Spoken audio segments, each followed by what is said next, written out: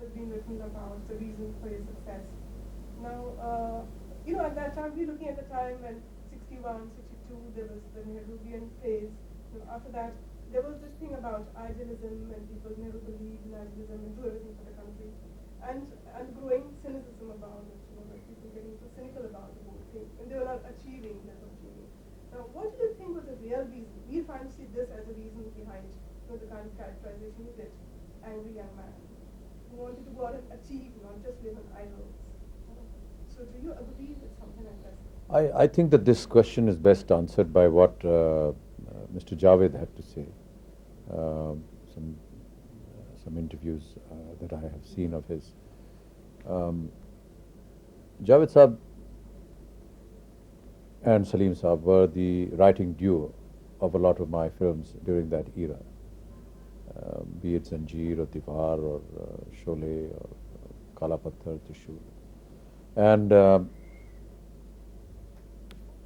they have expressed that there was a kind of a vacuum in society where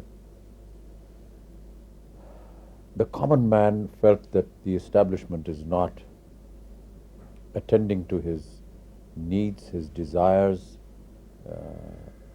and that he felt that it was time for me to take things up on my own steam and bring results. This was the cynicism. What they wrote and the characters that they designed at that point of time bore the essence of the times, and that is why perhaps the angry man emerged. And I was fortunate enough to have been considered to play these roles. Anyone playing those roles would have succeeded. So it was the writing more than anything else. And I value that opinion, and I think that that is perhaps the best explanation to the question you have asked. So with Anand, you were a force to reckon with, but with Zanjeer, you had caught the imagination of a nation. They were desperate for an idol at that time. Then came Deewar. Now, did you in any way contribute proactively to build this image? No. Everything that was designed was being designed by Salim Javed, the writers, and the directors that executed their writing. I was merely a tool in their larger picture. I can't really give an opinion. The funny thing about acting and actors is that so long as you're a normal human being who's looking out for a job to become an actor, nobody asks you these questions. It's only when you become a success or a seeming success, then all these very intricate questions come your way. And one hopes that, it's expected that whatever you say is going to be like the voice of God, but it isn't. We're pretty dumb, and sometimes far too much importance is given to our words than we deserve. But in a recent interview, I think this was with Simi on the show, you seem unaware, almost dismissive of the hold you have on the population. You like to dismiss the fact that you are a great actor, or you're a superstar, or whatever you are. Why is it that Because I'm not. Do you really believe that? Yes. Is there still a surge inside you, a need to do something? Oh, all the time.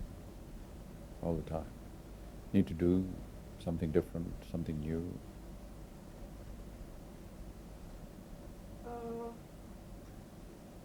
Now, you have a very literary background.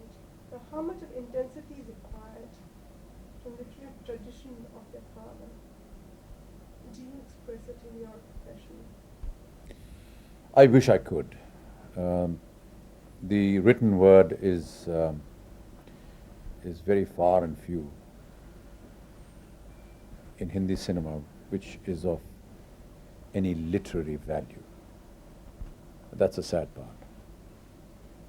Not much of what is literature in India is picked up by the films or the Indian film industry. But then on the other hand, there isn't much written that is exciting for the Indian film industry.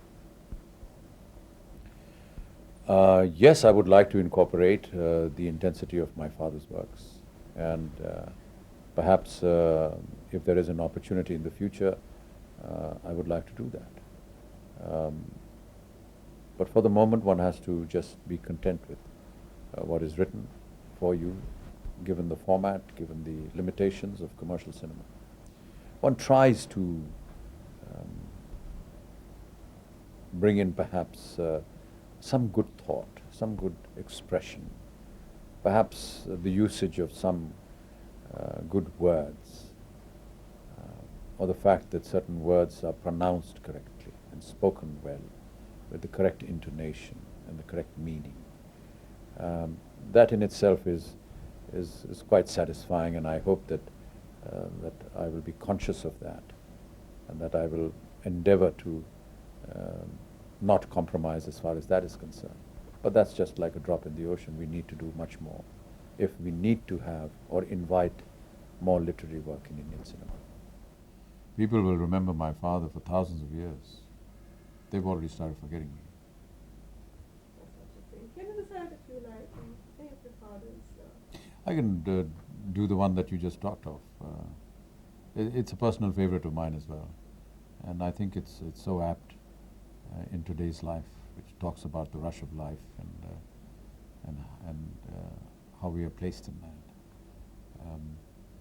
This was written 30, 40 years ago, and it's amazing how well it shows the insight and the futuristic vision of the writer.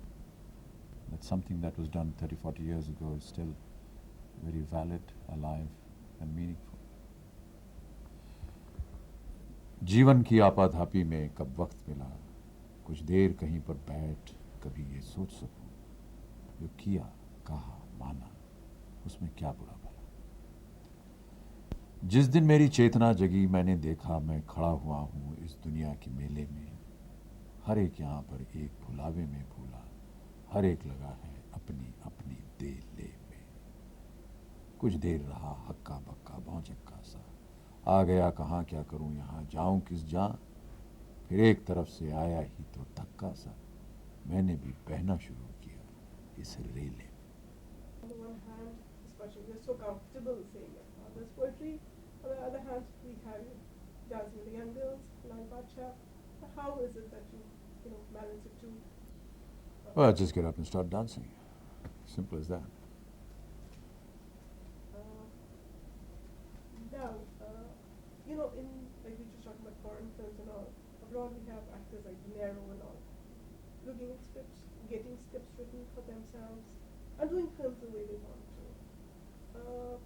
Don't you think an actor of your status today can afford to do that with your film production company also as a background? Yes. Yeah. During the time when I was just doing acting and not doing production, I was inclined to be trusting the people that were doing the writing for me, whether it was the Salim and Javed or whether it was Prakash Mehra, or Manmohan Desai, or Yash Chopra, or Rishikesh Mukherjee, or whoever. But yes, now that there are added responsibilities of the production company, yes, I would like to invite the system of a creative bank where a whole set of writers would just sit and write things, which we could all discuss at a common forum and pick up stuff which is best suited for us. So yes, this is a very valid point, and we are making efforts to be doing that in the future. Like I was at a time when Jayaji had come back with Hazar Choras. She had a program in Iran, gave her a script over to her way as well. Don't you think you should be looking at directors like that, thinking directors like Govind and Yes, of course. Govindji and myself have met several times, and we have discussed several scripts. And I'm eagerly waiting for the opportunity when we can get a fix on some subject, which is to both our liking, and go ahead and work with him. He's a fine director, and I've seen a lot of his works, and I hope that we can do something in the future. Now, Prakash Mehra, Rishida, and Manmohan Desai, these were the main, when we look at them, they were the main people behind Amitabh Bachchan. back to Zanjeer. Now, the casting of Zanjeer is an interesting story in itself. Did you have to make an effort to get that role, a real effort? I was working with Rajesh Khanna in Anand when Salim Javed used to visit Rajesh Khanna, and that's how I casually got acquainted with them. Thereafter, and this is what I have heard, when they saw a film called Bombay to Goa and saw an action sequence of mine, they felt that the potential in me to be able to take on a role like Zanjeer. I believe that the film was offered to several people before me. Dev Saab, Rajkumar, Dharamji. In fact, I believe that Dharamji had the script with him. And then when all of them were unable to accept this project, they came to Prakash Mehra to direct and decided to offer this role to me. So initially it was Prakash Mehra and Salim Javed that came. I did not know anything about Zanjeer. But several other films like Sholay and Deewar, we worked very hard. I really worked hard because I knew the script because Salim Javed had narrated the script to me, and I did try to impress upon Ramesh Sippy, as indeed I did to Mr. Yash Chopra, to make these films and to include me in them. Now, how much could you identify with that angry young man, this character that you had? You know, to go back, because I would say that when you were still on the periphery of the cinema, you had to do your own bit of writing. Did you have the anger in you? I believe there's a bit of anger in all of us, and we just get a wonderful opportunity to express it, unlike others who have to wait for somebody to hit them on the head. Now, bit of a personal question. What was it like working with Jayaji on one hand and getting ready to get married to her? Remember the time you were doing the film? Yes. Well, it was exciting. I was wooing her, so it made the excitement even better because we would be together most of the day, which is what most lovers want to do in any case. And we had legitimate excuse to be together because we were both at our jobs. So that was very convenient. And then we decided to make that convenience a little permanent. And so we got married. Your films with Rishida, now we had done an interview with Rishida, and Rishikesh Mukherjee, and he's spoken so highly about you as an actor, having worked with him.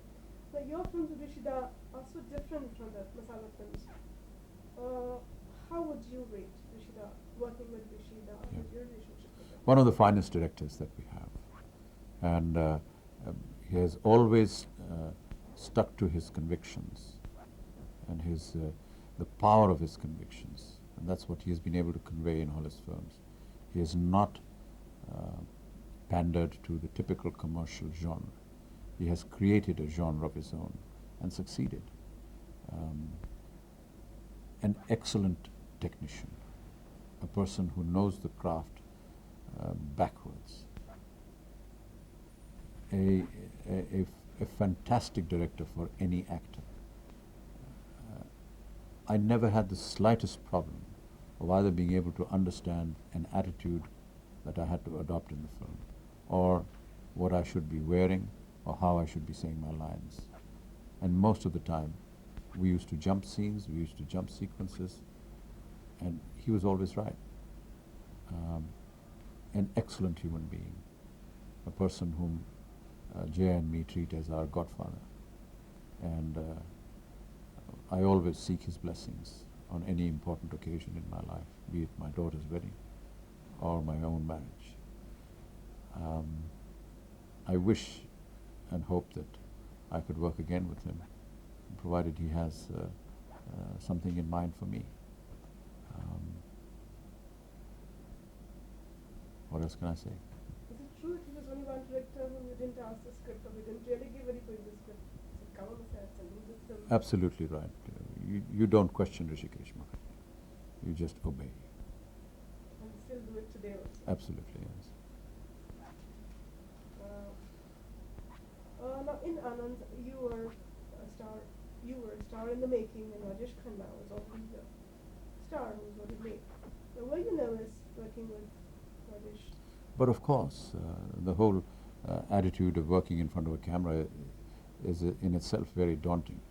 And to be working with Rajesh Khanna, this huge mega star, and the truest superstar that India has ever seen, was without a doubt frightening. And it was always, we were all so much taken up by his persona and by what followed around him, and we were all the time gushing and talking about him throughout the making of even several years that we did films together. Without a doubt, we got noticed because of him.